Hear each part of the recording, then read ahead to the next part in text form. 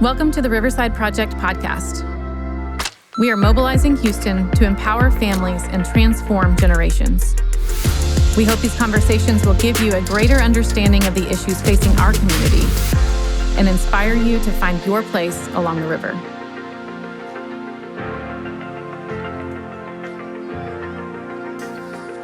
Today we have a very special guest and a good friend of the Riverside Project, Kimberly Glaudy. She is the Regional Training Consultant with the Karen Purvis Institute of Child Development. She also works with our organization to provide Trust-Based Relational Intervention training, or TBRI training, for professionals across our city. So we're grateful for her being with us today. Oh, it's a pleasure of mine. Thank you for the invitation. Of course. So tell us, we always start off by just learning a little bit about what you do. What does your day look like? What types of opportunities do you get to engage with in your work? Yeah, my day is different every day. That's what we hear a lot, actually. There is no day that starts at the same time or has a rhythm. It just is what it is. And I think that mirrors the life of a lot of our kids who that we serve and families that we serve and then ultimately communities that we serve. Mm-hmm. We're responding and planning and coordinating and strategizing for what was and what is. And I think that's how my day is. Strategizing and planning and coordinating and having redos and lots of that. So, yes, I am a regional training consultant. I'm a friend, right? You and I are friends now. We started off as colleagues, and I have the privilege of going around in the state of Texas, in our country, and even in international spaces, sharing TBRI, Trust-Based Relational Intervention, and then helping in the implementation of that framework. And that's how the coaching consultant piece comes in.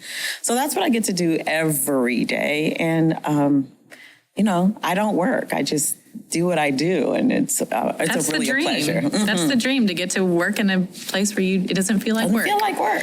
Do you work with individuals? Do you work with organizations? Do you work with churches? Do you work with families? Who do you usually do that training for? Yeah, primarily I work with organizations.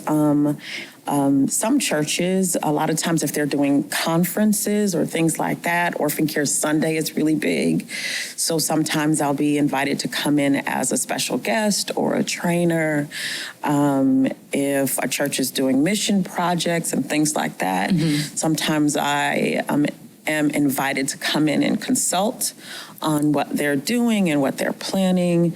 I don't work with as many individuals lest I get a call or an email or a text from a friend that's in the field saying, hey, I've got a challenge, let's chat. Yes. Got a challenge for you. We get those calls too. I love them. Yes.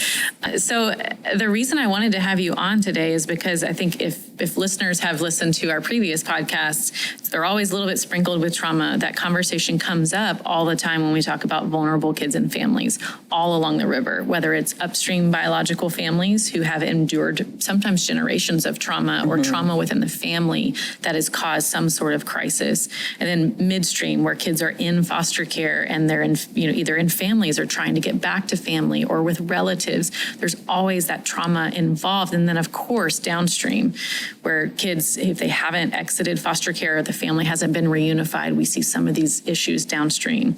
More homelessness, more poverty. Then we get into incarceration and trafficking. So you see this compounded trauma happening. So I wanted you to come in and really help us have just kind of a deep dive. We could obviously talk for days, because we do talk for days and we provide multiple day trainings on this. But let's kind of have a little bit of a deep dive on what is this trauma that we're talking about. And then we'll kind of go through what this looks like for the families that we're trying to serve. Yeah. I think I love this conversation because I remember not having the full understanding of what trauma is, and then obviously if I don't know what it is, I don't understand its impact. Providing a working definition has really helped me help families. Bessel van der Kolk gives us a great one, and he talks about it when we talk about like complex developmental trauma. These are traumas that happen repeatedly they are pervasive, or oftentimes they're also prolonged, right? So it's not something that happens one time. It's something that happens over time, every Friday night, every time daddy gets drunk, every time mom leaves. Sometimes it can happen over generations, right? We know about that. And also these experiences affect our developmental trajectory. So that's why it's so important to understand what it is, understand its impact, so that we can, as a community, properly respond to the kids and the families. So when we talk about impact, what does it look like? So we have this kind of definition that there are types of traumas that we walk through every day. There's the one-time car accident. There's the natural disaster, right? We're in Houston. We've seen families walk through that, and those have lingering effects. Surely. And for the kids who sometimes, for many years, they've endured trauma, especially trauma that happens in relationship. What is the impact that we typically see? Every kid is different. Every situation is so different. But are there things where we can recognize it? What are kind of the symptoms or the impact of that type of trauma on a kid that we may see in our community?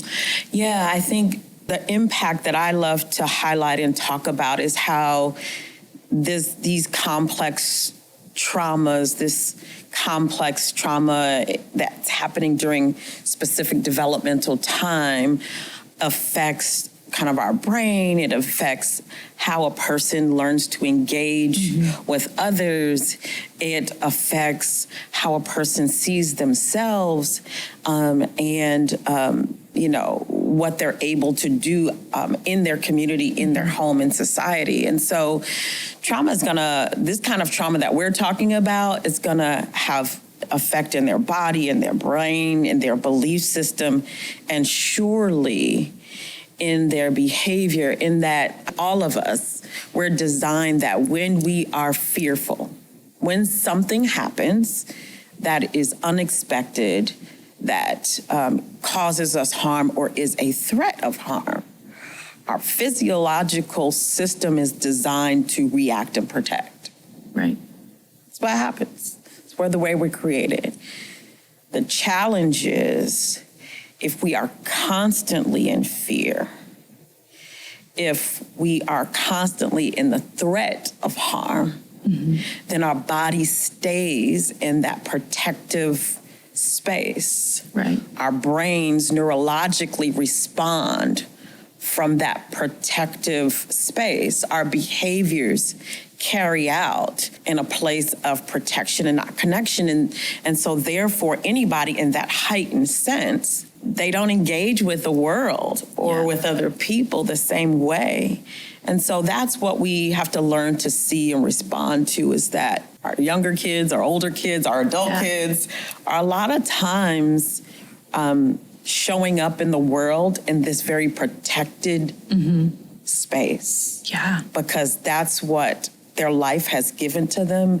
They are simply trying to stay safe. Yeah. And so that's a lot of the work that I get to do. You mentioned two words that I want to highlight. You said protection and connection. It's hard for them to exist together, right? Either I protect or I connect. But I think for many of the kids that we interact with who are in care, who have gone through trauma, they feel like they have to choose. Right. I can either protect myself or I can connect.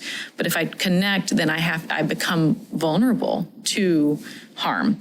And so I think that's what starts to shift our mind when we look at our community and we see people behaving in such a way. This isn't meant to be just an excuse for behavior, but it does give us a framework for what's actually going on beneath the surface. You mentioned body, you mentioned belief systems, things that happen in your body when you think about, a small trauma or something where you have to protect yourself.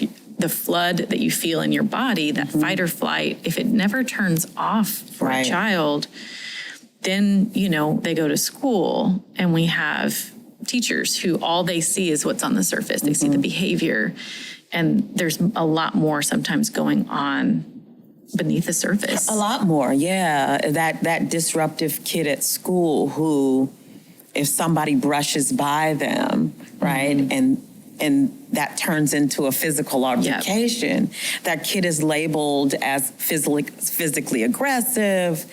If that happens a few more times, right, we may have a bigger issue. Right. He or she becomes known as the bully. We might be talking about alternative school placement. And very often we fail to look beneath that. Why is this kiddo responding in this way? Mm-hmm. And so a lot of times when we talk about TBRI, we talk about seeing the need behind the behavior. Again, looking at how is that kid trying to protect himself. If he or she has come from a history of harm, again, what they're doing is survival, and it's not intentional or willful. When we can understand that, we approach the situation and that kiddo differently. Some people would look at that model and say, oh, you're just excusing the behavior. Where is that line, right? How do we not excuse the behavior and set clear boundaries? Obviously, no one's expecting you just be like, oh, you've had trauma. It's okay that you're doing what you're doing, because the behavior's not okay. So where's that? How do we manage that boundary? Before I answer that, I guess I would take a step back. Sure. If a person came into our room, our space, and was on crutches or had a boot on their leg, and they were trying to carry a bag, and they were trying to carry a lot of things, people would rush to be a support. The expectations for that person would be different. They're treated the same, but accommodations are made to support that person in their healing journey. Everybody around would want that person to be able to, do things to continue their healing, to be able to walk freely without the support of a crutch. To move forward. To move forward. Not to always live. That's right. In that move scenario. Forward. And so a lot of times we don't see kids, adults, in that same way. They've had an injury. They can't do what others can. And so when we can just choose to see beyond what we see and understand that they need the same help, they need people, community, churches to run to their aid the same way we would do with someone who had a physical injury. I mean, that's like point number one. Yeah, yes. That's where We've we want laid to the start. framework. Yeah. Can't do it alone. Can't do it alone.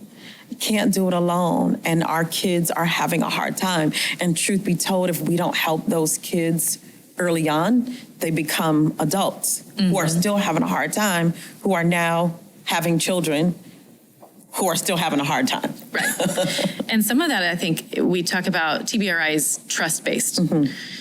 So what it requires, and a big piece here, is establishing trust and connection. And that is usually just as a parent when a kid is blown up, as a teacher when you have a kid in your classroom who's making it difficult to teach and for other kids to learn. They get seen as a threat often because that's a natural response. Everyone responds to threats this way. And so being able to come toward and to actually choose connection and compassion in the midst of that, it's something that we have to grow in our understanding of and have tools. So what are those tools? Where do we even start? Yeah, I think the first place, and people often are surprised when they come to training, and I right away say, if you're thinking this is going to be all about the kids, you are sadly mistaken. Because TBRI is really about equipping the caregiver, and whoever that is, teachers, police officers, foster parents, children's church workers, whoever it is. And so a great place to start is with ourselves. What is our own attachment kind of history? Have we been safe in relationships? Have we had someone model to us what a relationship looks like where there is connection and structure? Because if we haven't seen it or been a part of it, we surely can't offer it to someone else. And a lot of times when that kid is having a hard time, that parent is having a hard time, the way we respond can sometimes be a reflection of our own history. Yeah.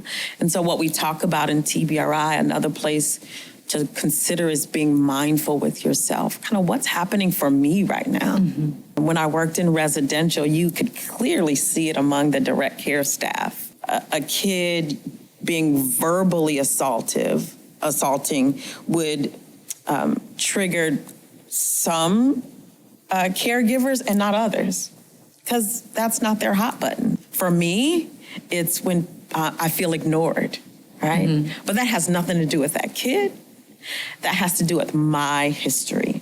And when that kid is in a protective space and they are ignoring me, AKA freezing, right? Fight, flight, or freeze. They're doing what they are supposed to do, but I interpret it as being ignored.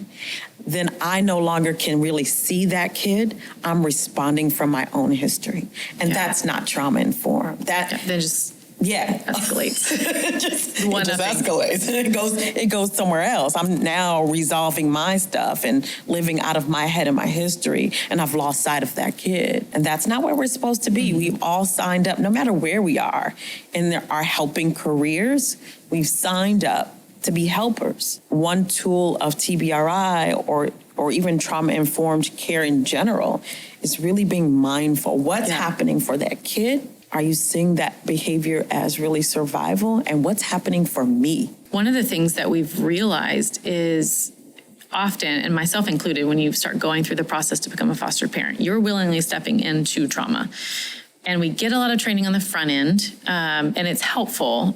We talk about TBRI, we talk about preparing, but often what we see are when those families are in the trenches with an actual child in their home, we often focus our resources on the child, and they need it. They need therapeutic resources. They need sometimes a psychiatrist. They need play therapy. They need those types of things around the child to help them process those things. But often it stops there. Mm-hmm. And I think that's where we kind of do a disservice to the entire family unit, because the child needs resources 100%. And we need to make sure that those are available to them.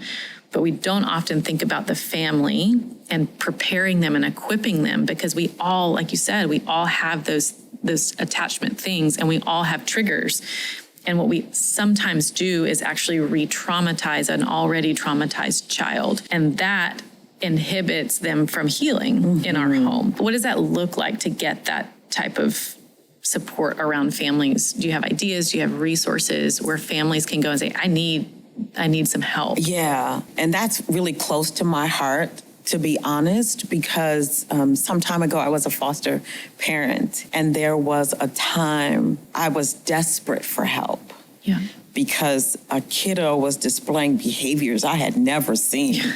And I was way out of my element. And I remember calling my CPA and say, please help me, I don't understand. And they would suggest very menial things. And the behaviors had escalated. I felt myself escalating, just feeling out of control. Yeah. And I remember the day I had to pick up the phone and say, above all else, I will not harm this baby. You'll have to come and get him. Yeah. I can't do this. No one's giving me the tools. I don't know what I'm doing. But clearly, I don't want to be a part of this baby's trauma story. And that was so hard for me. Yeah. Because, I thought I was a good mom. Good mom does not necessarily mean you're equipped for everything. Right. And so it took a while to come to terms with all of that. So what can happen and what do people need? Yes, I think you're right. You're being right on that. We have systems that take care of the kids, agencies, and that's their primary focus. But we need this kind of community care paradigm where there's space for everybody to be involved. And like, I love the river analogy. People can get involved at various stages kind of the river and have different tools to support kind of what's happening, the activity in the river. So I would say, as we talk about trauma-informed care, there are more and more resources where people can I've seen in-home coaching come up. On the way down, I was listening to a podcast that was really neat of an adoptive parent who shared their struggle. And I think, too, this is one piece. When you're in it, you feel like you're the only one. And sometimes, right, we know in isolation, that's a bad place to be. Mm-hmm. And I don't want to tell people that I'm having a hard time raising my kiddo, and I don't want them to know I should have enough. what happened last night. I don't want anybody to know that I'm struggling. I don't want anybody to know, right? Could be our attachment, could be our history. Why do we have to keep it together? Yeah. Why do we have to do this? And so one tool that I suggest is getting in community. Mm-hmm. A colleague that I worked with said she had a crew of trauma mamas. I'm going to take that. They were just trauma mamas who would get together and hold space for each other, letting them know that they're not there, bringing them a Slurpee if they've had a hard night, right? Yeah. Or some of those smaller things that are really impactful. So I would say be in community, reach out. There are more resources now as we're moving in this way of kind of becoming a more trauma-informed, at least, community and society.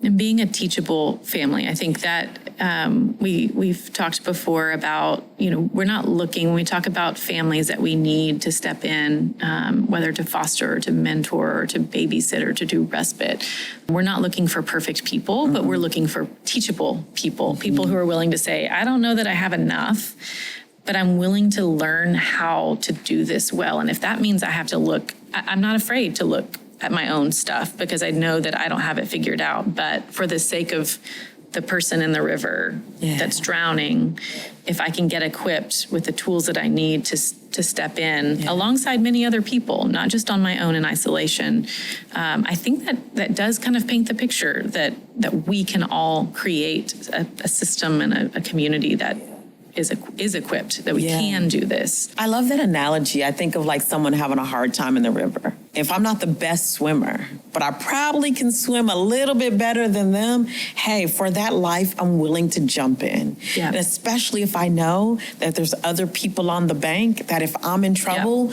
they will also come. So we also need people who are brave. Yeah. Yeah, be brave. Just being willing to admit I don't have all the answers. Sure. No one's looking for someone who has all the answers. No one does.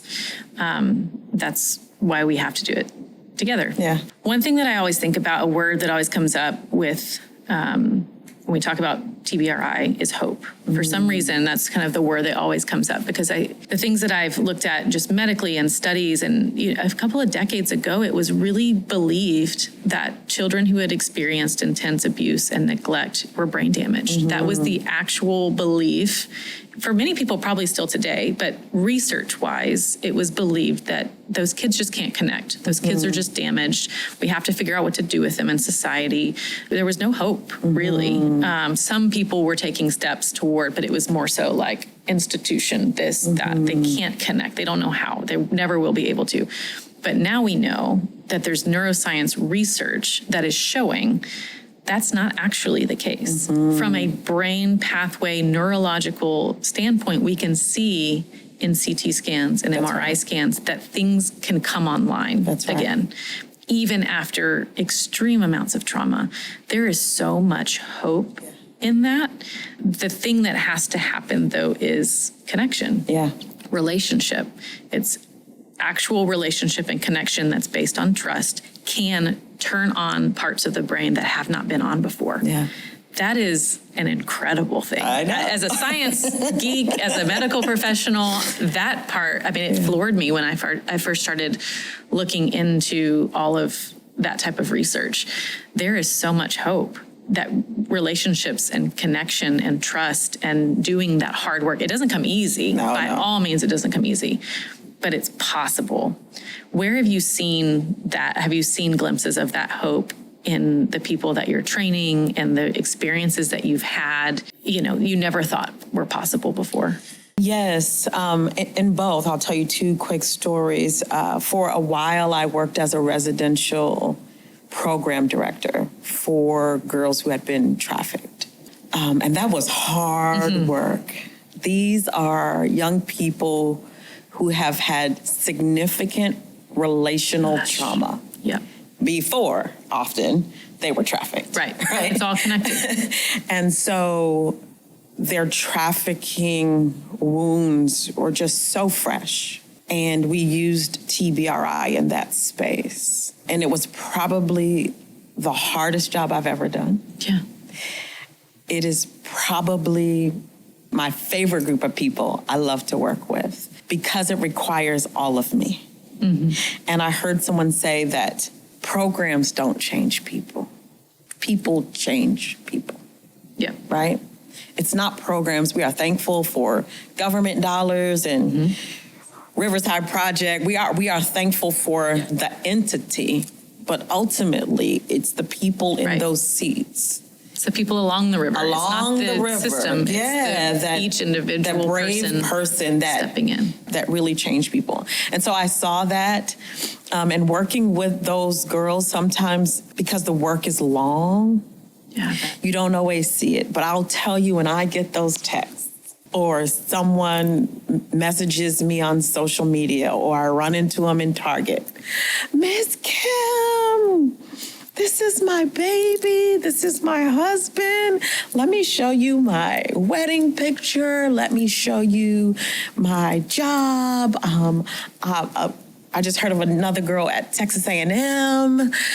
And I'm just like, whoa. These are girls who came to us. We were at one part of the river, so broken and so hopeless. We see a lot of suicidality, right?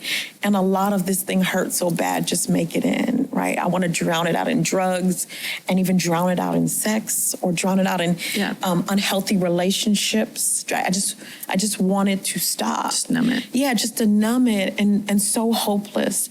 And so in TBRI, we always say, you have the opportunity to show them that they can have a healthy attachment with one person. Yep. And if they can do it with you, well, there's hope that they can do it with someone else. Yep. And so it gives me great joy when I see them or hear them in healthy relationships. Not that I'm the only one, but perhaps they saw something in the exchange and our connection that I can hold them accountable with structure, that their safety is important to me, and that's where I bring structure in. Yeah. But I care for them in a deep way, and that's the nurture. Yeah. So that gives me great hope. And then I would say organizationally as well. In May, early May, I just came from Kenya, and we had this huge symposium and people doing TBRI work internationally, and just seeing the hunger for information and tools. Yeah. Knowing that some of them are working with communities that are so hopeless, and they know that this can be a game changer. This can be a life changer. This can be a generational changer. Yeah. And so seeing the hope in their eyes as I train them in the intervention also inspires me to keep going. So if there's a person listening anywhere along the river, it might be a foster parent. It might be someone that's actually working in the field, or it might just be someone that's saying, I've stumbled upon this and this seems really interesting. What can people do to become more aware of? I mean, there's a lot of books out there about trauma nowadays. Thankfully, there's more awareness around how trauma affects your body, how your body keeps score, how people are becoming more aware and compassionate.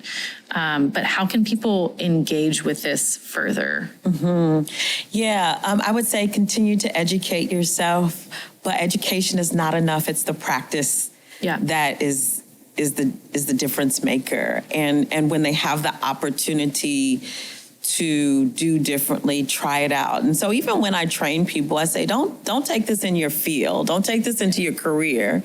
Like, try and build connection at home, right? With your kiddos, with your dog, whoever it is. Try it out. Get in the habit of practice so that when the hard time comes, when it's with a stranger, you've got some muscle memory for it. So I would say stay educated, get in the habit of practicing. There's so much information out there. There are trainings.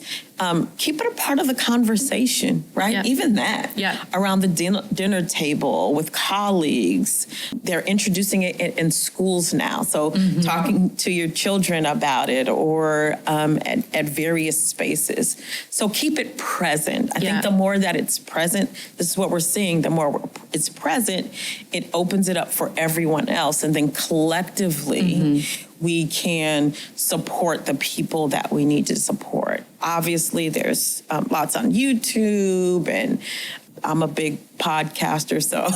And we can link some podcasts and resources for next steps. But I think it just gives us a better understanding and builds compassion for other people, right? It changes the lens through which we see others in a variety of just being in the world, you know. I think it changes our outlook on society. It makes us better people and citizens. Because it's not just for kids who have a history of harm. It's for all of us. I say all the time, it's just the way I engage with people. And it's even for yourself too. So in full transparency, I recently had a loss in my family. And because of TBRI, I had context and a framework for what's going on in my body and in how my window of tolerance, how we process grief, how we process grief, and what I need, and how to take care of that. And one part of TBRI, we talk about healthy relationships, and one of that is giving and receiving care. And in times hardship, it's important for us to also be able to receive care. And so it's just a great way for us to be in community with one another, and then also be very intentional about using this lens with kids and families and communities who have that history of harm. Well, we're grateful for you. We can't do this work alone. We really can't. And we say that all the time, but it's not something just that we say. We know we can't do this on our own, which is why having people like you who have been doing this work for a long time to be able to come in and provide training for professionals in our city, to be a resource when we call you saying, hey, there's this family and they need such and such. Do you have any ideas? And we're able to work those things out together so that we can get the right help to the right families. So we're so grateful for you, and we're grateful that you're a part of the work we're doing. Yeah, thank you for the Riverside Project and what you all are doing. It's really amazing, and how you embody what you believe, and you share that with everybody that you meet. Even if I meet someone that you've connected me with, I'm like, yep, I trust them because if Amber sent them to me, it's good people. So really, thank you for your work. I think our community is better because of what you all are doing, seriously. Hope so. To those listening, we hope these conversations have inspired you to find your place along the river. And we welcome you to join us in bringing hope and renewal to the city of Houston. If you'd like more information on how to get involved, please visit riversideproject.org and submit a contact form. We'll see you next time.